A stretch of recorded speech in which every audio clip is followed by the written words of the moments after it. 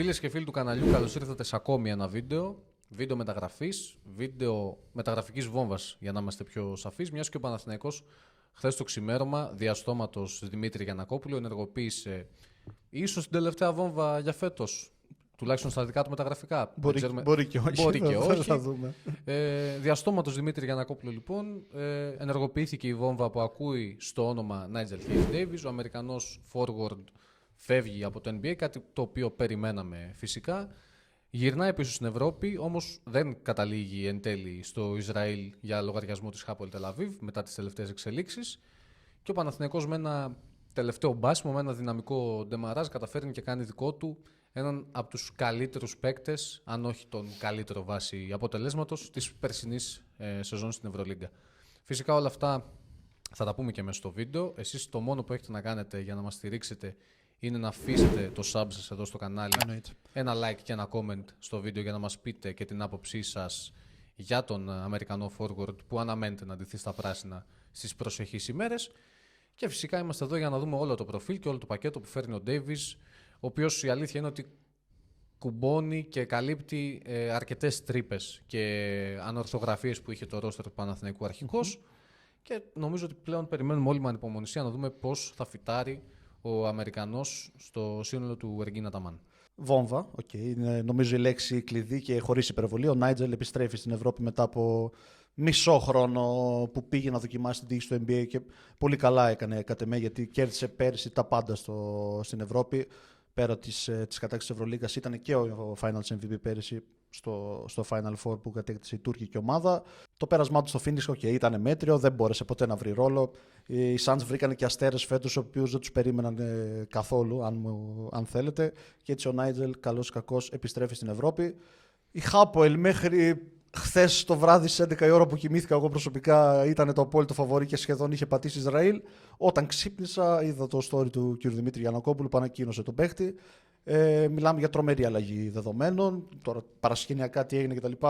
Ούτε το ξέρουμε, ούτε είμαστε και ειδικοί να το κρίνουμε. Το θέμα είναι ότι ο Νάτζελ γίνεται κάτοικος Αθήνας και νομίζω ότι είναι ένας παίχτης που δεν χρειάζεται ιδιαίτερη ανάλυση στο τι παίχτης είναι, αλλά κυρίως στο τι προβλήματα έρχεται να λύσει το Παναθηναϊκό. Αυτό νιώθω είναι το κλειδί. Αυτό ακριβώς, δεν χρειάζεται να συστήσουμε, πιστεύω, σε κάποιον το τι εστί Nigel Hayes Davis. Το ξέρουμε πολύ καλά ούτως ή άλλως όλα αυτά τα χρόνια στην Ευρώπη.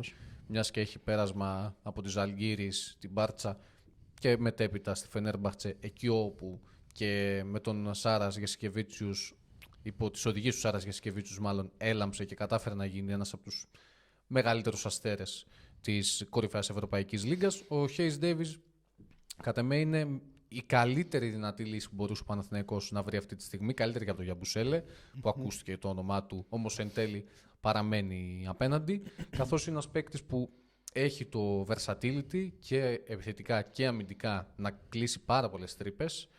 Μπορεί να παίξει στο 3 και στο 4 σίγουρα, κατά συνθήκη ενδεχομένως και στο 5.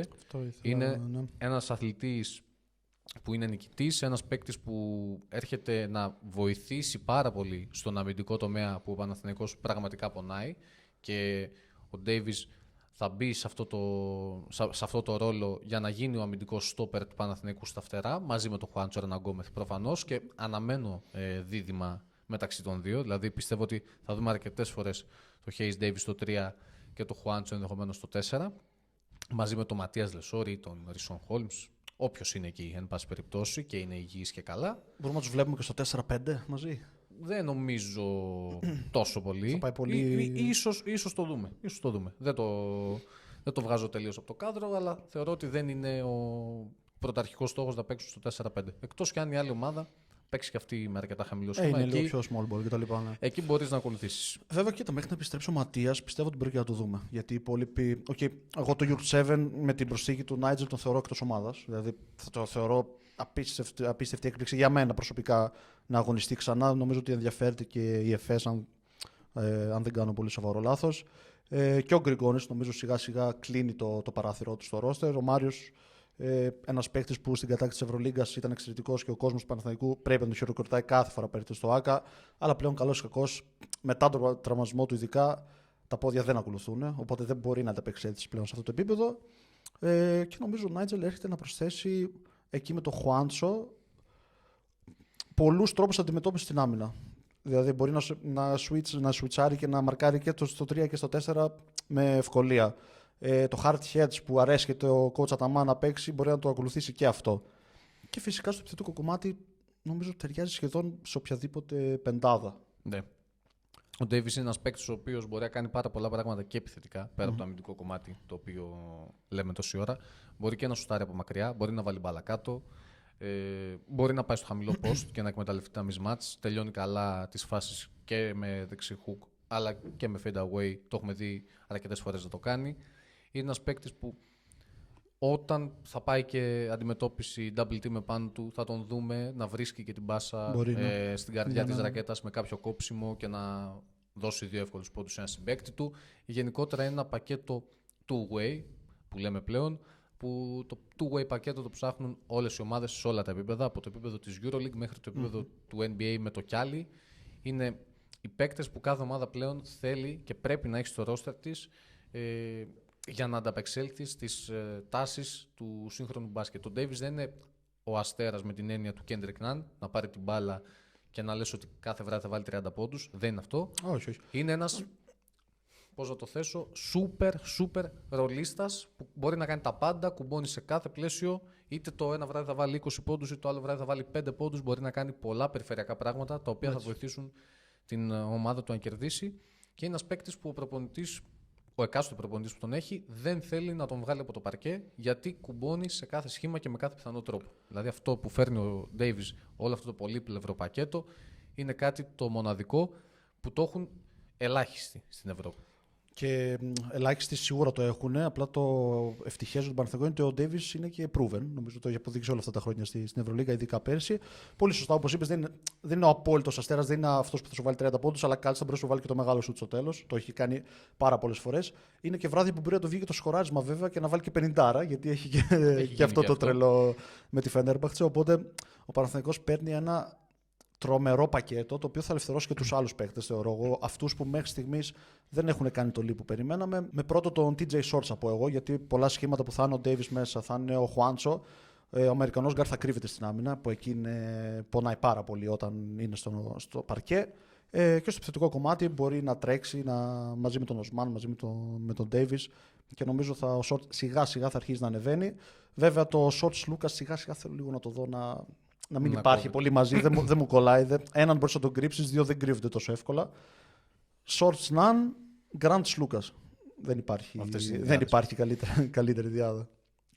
Ίσως και Lucas Nunn, εξαρτάται γενικά βέβαια από τον αντίπαλο. Έτσι, σίγουρα. Το ποιος είναι σε καλό βράδυ. Γενικότερα είναι πολλοί παράγοντες αστάθμιτοι που παίζουν ρόλο κάθε νύχτα. Γενικότερα, για να καταλήξουμε σε ένα συμπέρασμα, ο Hayes Davis είναι μια σούπερ προσθήκη. Μια προσθήκη όχι από το πάνω ράφι απλά. Είναι η καλύτερη δυνατή προσθήκη που μπορεί να κάνει ο Παναθηναϊκός Φεβρουάριο μήνα. Και με 3 μήνες να απομένουν σχεδόν για να κρυθούν όλοι οι τίτλοι. Δεν λύνει όλα τα προβλήματα, προφανώς. Υπάρχουν ανορθογραφίες στο ρόστερ. Ακόμα και τώρα η περιφερειακή άμυνα δεν είναι ότι ήρθε ο Davis και λύνονται όλα. Ούτως ή άλλως δεν είναι αυτός που θα αναλαμβάνει τον αντίπαλο περιφερειακό να του βγάλει το λάδι. Αυτό μπορεί να το κάνει μόνο ο Τζέριαν Γκραντ σε αυτό το ρόστερ και ο Παναγιώτης Καλατζάκης όταν επιστρατεύεται, αλλά προφανώς δεν μπορεί να παίξει 20 και 30 λεπτά σε κάθε παιχνίδι ο Παναγιώτης στο επίπεδο της EuroLeague. Γι' αυτό είναι και επιλογή του προπονητή που θέλει και από τα δύο γκάρ του να βάζουν μπάλα κάτω, να δημιουργούν, να μπορούν να απειλήσουν. Αλλά και γενικότερα από το γεγονός ότι ενδεχομένως ο coach Αταμάν θέλει από την επίθεσή του να έχει ένα γενικό καλύτερο flow, κάτι που δεν μπορεί να προσφέρει τόσο εύκολα ο Καλαϊτζάκης. Σε αυτό που λες για το shorts, δεν ξέρω αν συμφωνώ ότι θα ανέβει, γιατί δεν είναι μόνο το αμυντικό κομμάτι, υπάρχουν άλλα προβλήματα. Βλέπουμε ότι και στο επιθετικό κομμάτι δυσκολεύεται. Όλες οι αντίπαλες άμυνες τον αντιμετωπίζουν πολύ διαφορετικά φέτος. Βλέπουμε ότι τον περιμένουν όλοι μέσα και είναι πολύ δύσκολο πλέον για αυτόν να μπει με την ίδια άνεση και να κάνει αυτά που έκανε πέρσι. Θεωρείς ότι με Χουάντσο, παράδειγμα, Ντέιβις, ίσως και ο Σμάν, θα ανοίξει και το γήπεδο όμως. Γι' αυτό εγώ το λέω περισσότερο. Βέβαια, και πάλι δεν έχει το σουτ μετά από τρίπλα, για μένα είναι λίγο δύσκολο shorts να ανεβεί τουλάχιστον επιθετικά. Δημιουργικά, άμα ο Παναθηναϊκός θέλει να τρέξει, που δεν είναι μια ομάδα που θέλει να τρέχει βέβαια, του αρέσει το σετ. Όχι ιδιαίτερα, ναι. Ίσως τον δούμε να ανεβαίνει, αλλά δεν θεωρώ ότι είναι στις μπασκετικές αρεσκίες του Εργίν Αταμάν να βλέπει την ομάδα του να είναι run and gun όλη την ώρα. Θεωρώ ότι του αρέσει πιο πολύ το σετ. Στο σετ δυσκολεύει το shorts γιατί δεν έχει το shoot μετά από τρίπλα. Και στο 5 εγώ διακρίνω ένα μικρό κενό ακόμα παρά την προσθήκη Hayes Davis. Δεν ξέρουμε το Λεσόρ τι γίνεται κτλ. Δεν υπάρχει κάποια πληροφορία. Όπως είπε ο Γιουρτσέβεν, για μένα ότι θα αποτελέσει παρελθόν, δεν νομίζω να συνεχίσει. Εκτός πια ο Λεσόρ πει ότι δεν επιστρέφω φέτος, χτύπα ξύλο. Και ο Φαρίντι δυστυχώς μετά τα πρώτα παιχνίδια που ήταν εξαιρετικός, σιγά σιγά τα πόδια δεν ακολουθούν. Το περιμέναμε κιόλας. Ήταν αρκετά χρόνια εκτός σοβαρού μπάσκετ. Είναι και σε λίγο πιο μεγαλύτερη ηλικία κτλ. Οπότε η επιστροφή Λεσόρ είναι. Ξανά για τον Παναθηναϊκό είναι το ίδιο και το ίδιο βέβαια. Νομίζω ότι λίγο έχει κουράσει το θέμα. Απλά είναι τόσο σημαντικός ο Ματίας που πραγματικά ο Παναθηναϊκός, εφόσον επιστρέψει να είναι γερός, εκεί θα είναι μια 100% έτοιμη ομάδα. Αλλά ακόμα και τώρα είναι όμως. Δηλαδή όταν μιλάμε για παίχτες Νάνς, Λούκας, Ντέιβις, Σόρτς, ακόμα και ας μην είναι στα καλύτερά του Οσμάν, μιλάμε για παίχτες που παίρνουν 4 και 5 εκατομμύρια. Οπότε πλέον. Υπάρχουν πολλά πρέπει στον Παναθηναϊκό. Πρέπει που ήδη υπήρχαν τώρα με τον Davis. Δεν μπορεί να ζητήσει κάτι παραπάνω και ο coach. Νιώθω ότι καλύτερο υπάρχει στην αγορά. Υπάρχει. Πλέον το μπαλάκι είναι στην πλευρά του 100%. Εντάξει. Πρέπει να διαχειριστεί αυτό το roster. Για μένα πρέπει κιόλας στο σημείο το χρονικό που είμαστε να επιλέξει κιόλας ο coach Αταμάν με ποιους 7, 8, 9 θα πορευτεί για το υπόλοιπο τη σεζόν. Κάποιοι μπορεί να κοπούν, κάποιοι μπορεί να μείνουν εκτός rotation. Αλλά δυστυχώς είμαστε στη φάση που πλέον κρίνονται οι τίτλοι. Την επόμενη εβδομάδα είναι και το Final Eight του ελληνικού κυπέλλου. Οπότε πλέον ο Παναθηναϊκός δεν έχει την πολυτέλεια να κάνει άλλα πειράματα. Πρέπει να φροτσάρει. Πρέπει στο επόμενο διάστημα 30-35 ημερών να βρει τα πατήματά του, να παίξει το καλύτερο μπάσκετ που μπορεί, ώστε να είναι έτοιμος και στο πικ της απόδοσής του για τα play-off και για το Final Four της EuroLeague. Δηλαδή πλέον πρέπει ο Παναθηναϊκός να δούμε τον Παναθηναϊκό να παίζει τον μπάσκετ που περίμεναν όλοι οι άνθρωποι του και ίσως και πάρα πολύ μεγάλο κομμάτι των οπαδών της EuroLeague γενικότερα να παίζει. Δηλαδή να είναι καλός, να είναι επιδραστικός επιθετικά, να είναι καλός αμυντικά, γενικότερα να βγάλει ένα two-way προφίλ, το οποίο μέχρι στιγμής δεν το έχουμε δει. Όχι. Και νομίζω ότι αν δεν γίνει και τώρα, μέσα στο επόμενο διάστημα, δηλαδή μέχρι τα μέσα Μαρτίου, λογικά δεν θα γίνει και σε κανένα σημείο τη σεζόν. Όχι, ναι, υπάρχουν πολλά. Πρέπει. Αρχίζει ο Μένες από το παιχνίδι με τη Φενέρ, εγώ θα σου πω, γιατί είναι πάρα πολύ σημαντικό. Όπως και έτσι, ειδικά όπως διαμορφώνει τη βαθμολογία της Ευρωλίγκας.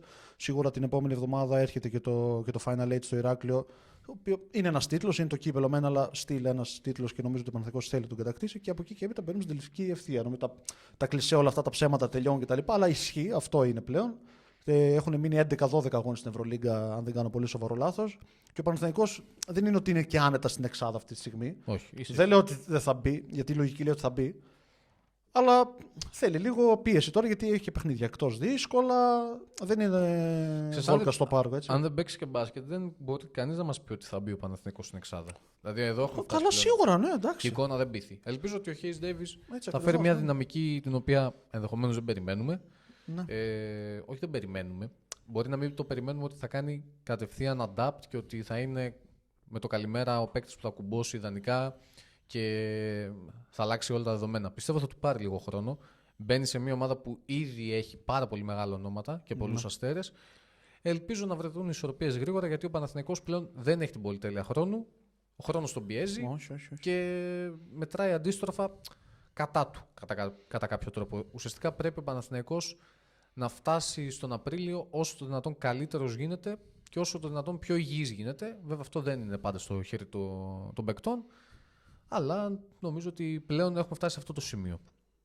Δεν τον παίρνει άλλο τον Παναθηναϊκό να πει ότι ναι, έκανα μια κακή ήττα π.χ. με την Παρτίζαν, την επόμενη εβδομάδα με παίρνει να κερδίσω για παράδειγμα τη Φενέρ. Αυτό πρέπει να κοπούν και τα must win παιχνίδια να τα παίρνει. Εντάξει, τον Παναθηναϊκό δεν τον φοβάμαι τόσο πολύ στα must win παιχνίδια, γιατί έχει δείξει ότι μπορεί. Όταν μπαίνει λίγο πιο χαλαρός τον φοβάμαι, είναι αλήθεια. Αλλά πολύ σωστά συμφωνώ απόλυτα σε όλα αυτά που είπες, ότι πλέον μπαίνουμε στην τελική ευθεία. Έχουν μείνει λίγα παιχνίδια και μια νίκη μπορεί να σε βάλει και ακόμα και στην τετράδα, αλλά μια ήττα μπορεί να σε βγάλει και 8 οκτάδας. Ο Ντέιβις όμως, καλός κακός, είναι ένας παίχτης proven στην Ευρωλίγκα. Αυτό είναι το σημαντικότερο για μένα όλων. Ευελπιστώ προφανώς να έρθει με τη διάθεση να παίξει, αλλά αυτό μου δείχνει ότι θέλει να παίξει. Έχει πάρει και τα λεφτά του, τα οποία είναι υπέρογκα ποσά πλέον στην Ευρώπη. Είναι ένας παίχτης plug and play, κατευθείαν ξέρει που έρχεται. τον coach Αταμάν σίγουρα το ξέρει και από τα χρόνια του στην Ευρωλίγα κτλ.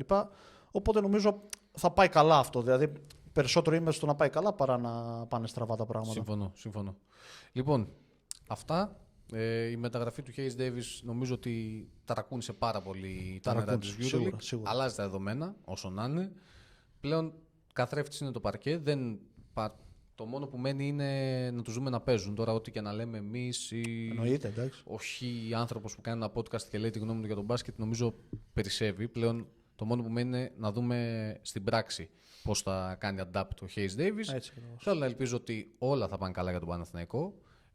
Για να καταφέρει και ο Παναθηναϊκός να αναρριχηθεί και να ελπίζουμε ότι θα έχουμε και τις δύο ελληνικές στο Final Four. Γιατί μέχρι πρώτη η εικόνα ήταν λίγο και προβλημάτιζε. Νομίζω ότι η κίνηση του Hayes Davis έρχεται να δώσει ένα ηλεκτροσόκ, το οποίο ηλεκτροσόκ, αν παραμείνει και γυρίσει και ο Λεσόρ, θα χτίσει ο Παναθηναϊκός ένα πολύ καλό momentum και θα είναι σε καλή συνθήκη για να κάνει ένα σερί το οποίο είναι αντάξιο τουλάχιστον του ρόστερ και των χρημάτων που έχουν επενδυθεί από πλευράς διοίκησης. Αυτά. Σας ευχαριστούμε όλους πάρα πολύ. Υπέροχα. Subscribe, μην ξεχάσετε. Στο δρόμο του 2000, δεν είμαστε πολύ μακριά. Θέλουμε ένα καλό push. Και θα επανέλθουμε σύντομα. Κάτι θα βρούμε σίγουρα. Τα λέμε στο επόμενο. Ευχαριστούμε πολύ.